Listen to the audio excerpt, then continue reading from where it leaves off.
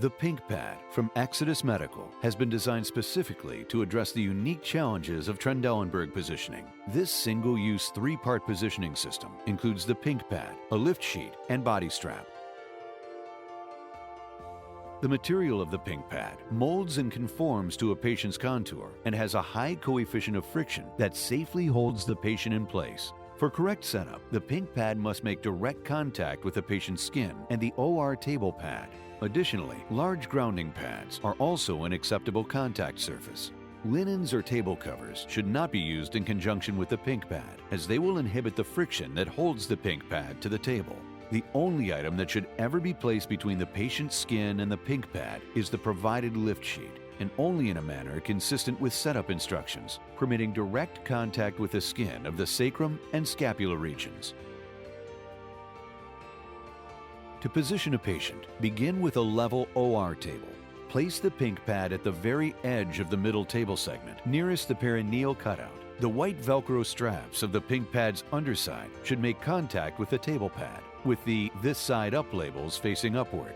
Next, attach the 4 Velcro straps to the surgical table's accessory rails. Pass each Velcro strap between the table and accessory rail, under and back over the rail. Affix the free end of the strap to the portion extending from under the pad, and then secure the enclosing flap as shown. Repeat this procedure for each of the 4 straps. Make certain that the Pink Pad is fastened securely to the table. Should the placement of a strap coincide with an accessory rail bolt, the preferred placement of the strap would be to the side of the bolt that will be nearest the stirrups, as this will provide a secondary measure of safety during table inclination.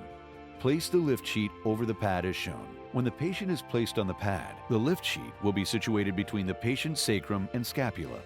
The lift sheet will be used to help reposition the patient and later tuck the patient's arms. Place the patient in a supine position on the pad so that the shoulders do not extend beyond the end of the pad. When repositioning the patient for proper application of stirrups or intubation, use the lift sheet to help raise the patient up and off of the pad. Be careful not to drag the patient over the pad, as the pad must remain flat at all times. Skin contact with the pad is essential to maintain proper position. The skin of the sacrum and scapula regions must be in direct contact with the surface of the Pink Pad. We recommend our one-step Trendelenburg arm protectors, the safest, fastest method for ensuring complete arm protection. Once the patient positioning has been finalized to include stirrup placement, tuck the patient's arms with the lift sheet per hospital protocol, tucking the lift sheet between the patient and the pad as shown. The final step is to attach the 2-part body strap over the patient's chest as a secondary support for procedures that require the table to tilt laterally. Begin with the body strap component without the Velcro strip. In line with the patient's chest, pass the end of the strap between the table and the accessory rail from underneath.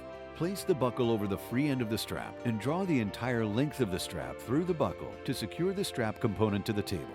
Repeat this step on the other side of the table with the hook side of the attached Velcro strip facing downward and away from you. Then place the strap component over the patient. Draw the 2 strap components together, placing the second component over the first and attaching them with the Velcro so that the strap is snug against the patient. The patient is now ready for Trendelenburg positioning.